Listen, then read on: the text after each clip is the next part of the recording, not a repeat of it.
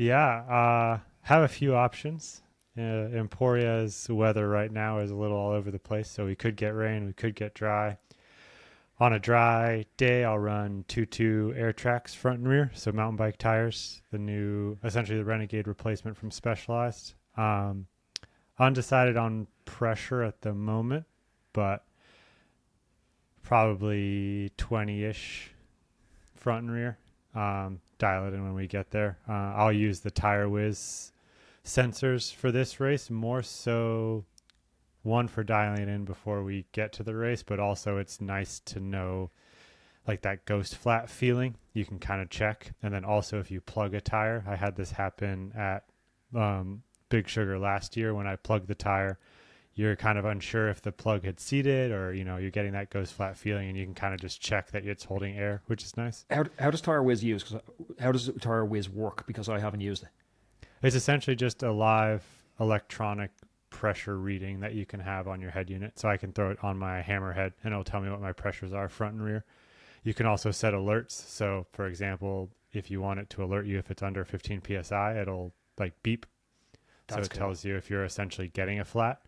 For Unbound, it's nice just to dial in pressures. But like I said, if you plug a tire or kind of have that ghost flat feeling, it's nice to know you have a screen that tells you what your tires are at.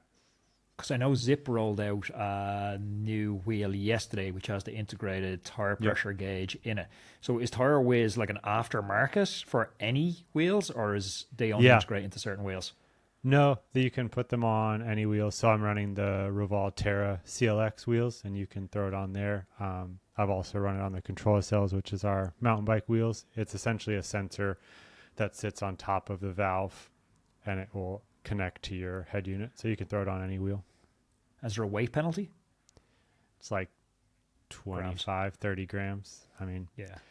Unbound's relatively flat, so I'm not shaving down to 30 grams. Are you going sealant and inserts? Just sealant?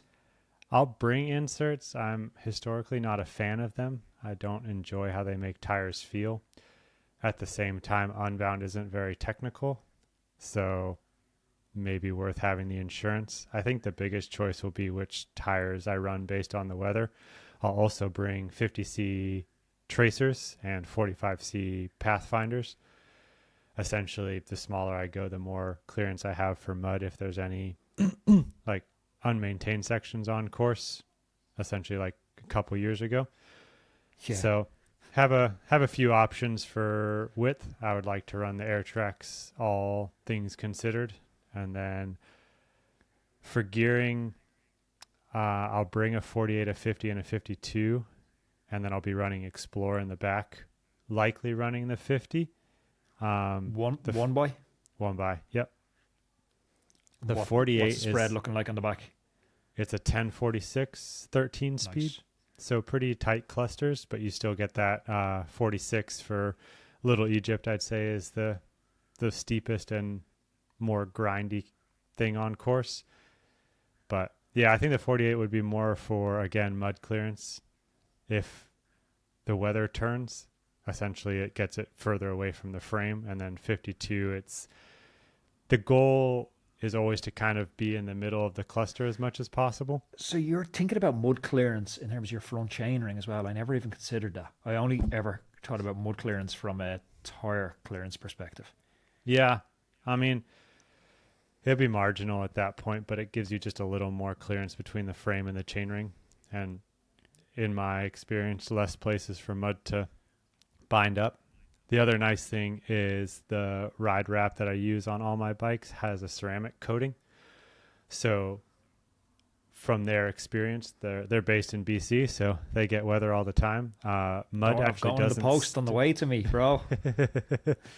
doesn't stick to the frame as easily with the ceramic coating, so I think that'll also be an advantage of having that on the bike. I'll also be running it on my rims, so we'll see. So you're running full SRAM setup. Yep. Are you running a SRAM chain? Yes, SRAM chain with a ceramic speed coating. So they did the UFO coating for me for my race chains this year. I'll be using the ceramic speed pulley wheels and BB as well. Nice. You find they make much of a difference aftermarket to the SRAM setup? Oh, absolutely. Yeah. No, it's one of those things you throw them on and you just instantly feel it. It's like I've seen the data on it look super marginal, but when you spin it, Yeah. like it moves, and you're like, it can't be as marginal as they're saying if it's moving this fast. But I don't know if that's like an illusion or a placebo or whatever. I mean, I'll take it even if it's a placebo. I mean, I think the combination of the BB, the pulley wheels, and the chain, like if you stack three marginal things, are we beyond marginal kind of thing? Yeah, it's when does marginal not become marginal? Exactly. And even if you're saving 3 to 5 watts over the course of Unbound, that's minutes, like that could be 10 minutes on something as long as Unbound. So I think it definitely makes a difference. And like I said, even if it's placebo and I feel faster, I'll take it. And do you have to worry about bounce outs? Are you going with a specific bottle cage? I haven't recently. So a couple of my buddies a couple years ago recommended the Tack X. It's just their like $20 plastic cage. I was about to say this exact same thing to you, because I had the, I don't know what they call it, the Silka one, the super expensive titanium one. Everyone's like, you never get bounce outs off it. And I was actually getting bounce outs off it. And I went back to like a €15 plastic tax bottle cage. Yeah, I can send my gravel bike down like a red mountain bike trail and I won't get a single bounce out off this thing. Exactly. Yeah, I had the same experience. I usually use our Zcages from Specialized, and they're great on the mountain bike because you can side load them. From a mountain bike, you can't really pull up all the time because the rear shock is right there. But every once in a while, I'd have it bounce out on the gravel bike just without the suspension. So I went to those Tack X cages on all my drop bar bikes and no issues. So those are the cages I'll be using, and I haven't had any bounce outs on Big Sugar anywhere. Watch the unexplained sales of the plastic cheapest price point tax bottle cage explode. Sometimes you just get it right. Hydration, nutrition is, I've never even ridden as long as the Unbound race is. Like 200 mile is wild to me to do on gravel. How are you thinking about hydration? Are you going 3 bottle cages and a hydration pack, or what's the on bike hydration strategy? I don't think I'll need 3, to be honest. I have the ability to mount more. I also, to play around with, I got one of our, so the Specialized saddles have 2 bolt mounts in the back, the SWAT mount. And I actually purchased, we have like, I think it's for triathlon. It's like this little talon, and you can put 2 more cages essentially behind your butt. So I was thinking if it was really hot and I was worried about the pack making me hotter, that I could run essentially 4 Elite 950 bottles, and I'd have roughly 4 liters on board. But I'm thinking I'll run 2 950 bottles on the bike and then an Usui, and we get 2 aid stations. So essentially over 9 to 10 hours, that'll give me 12 liters of fluid, and that should be plenty. I think the saddle triathlon solution thing, I think that's going to be super bad for bounce outs. I was thinking that, but I just haven't had any issues with the Tack Cages, to be honest. I mean, I would try it when I'm out there pre-riding first, but could be a clever solution for keeping something off your back. But I've also been riding with the Usui out here in the heat and haven't really had any issues. So I think we'll stick with that. I also, I've talked about this before, but for people listening, the hose comes really long on the Usui. So what I'll do is I'll actually cut that hose so that it just goes down and then attaches to the magnetic strip. That way, it essentially, you just pull it up to drink and then you drop it and it will magnetic back to it. I like that. And then another thing is pocket space is premium. That's something at Unbound you're always carrying a lot. So when I'm done with a carbs fuel gel, that other piece where the hose could come out, I stick the trash through there so that when I drop my bag, it already has all my trash in it. Nice. And what's the pocket setup on the back of your speed suit? Like, and even access to that is, with the hydration pack on the back, is it difficult to access all the pockets, or can you access them all? No, I can access them all super easy. They do 2 pockets on the speed suit, but they're deeper. So DNA Cycling makes my kit out of Utah. And so it's a 2 pocket just because it's an extra small skin suit. But a standard pocket, I'd say, is like this big, and they just make them deeper on those. So at Cape Epic, I was running the same suit, and I could fit 16 gels in my pockets, Okay. no problem. So I'll probably have, it's roughly like, say you split it into thirds. I think I'll have about 4 hours worth of fuel at any given time. So 12 to 15 gels. And then I'll also have a little top tube mounted bag, which can hold 6 gels. And I'll probably stick my caffeine gels in there just to make it easy to know where is a caffeine gel and where's a standard gel.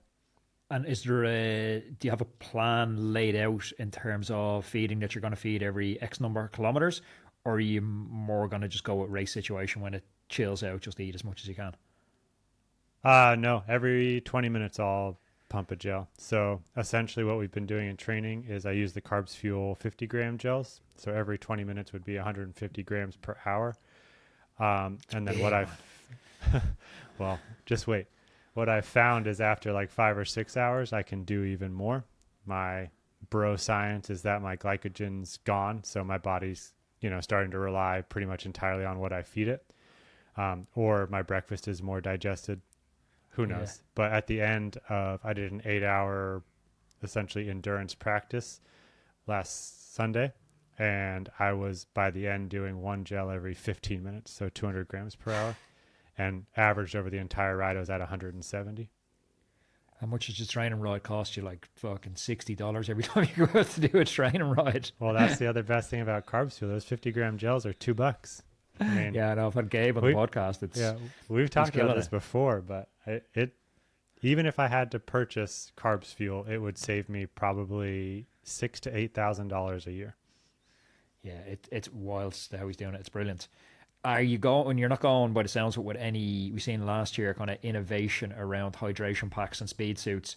There seems to be, from chatting with aerodynamicists, quite aerodynamic advantage if you can fill that gap on your torso between your two pecs. A couple of people decided to try and build in hydration. I think, was it Lackey done it last year, or maybe Dylan Johnson? No, Dylan Johnson done the rear load and Lackland on the front loading to fill in the gap. Any thought around that, or why you elected against it? I didn't put much thought into it, to be honest. Feels like it'd be uncomfortable to have the bladder in front, and then how you kind of replace it. I mean, still something we could play around with if I could essentially just slide the bladder down the front of my suit. But yeah, I'd say I'm a little, not behind on the aero game, but new. There's a couple of things I've done. Like I went to the 165 cranks and I've done 40 bars this year. So I've definitely done some more than I have in the past, but I'm probably not as far along as someone like Dylan is.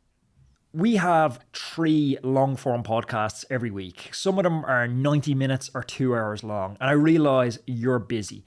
Sometimes it's hard to cut through the noise and figure out the signal, figure out what the important parts are of these conversations. So I've taken your feedback, and once a week I'm delivering to your inbox a newsletter called The Saturday Spin. It's a 4-minute read or less, and it's going to break down the very best thing I've learned on the podcast this week. So it's insights from the biggest names in the world tour, physiologists, sports psychologists, and coaches. It's completely free to sign up to the newsletter. All you have to do is go to roadmancycling.com, stick in your email address, and once a week on a Saturday morning, I will deliver the Saturday Spin newsletter direct to your inbox. The link is down below. Go sign up.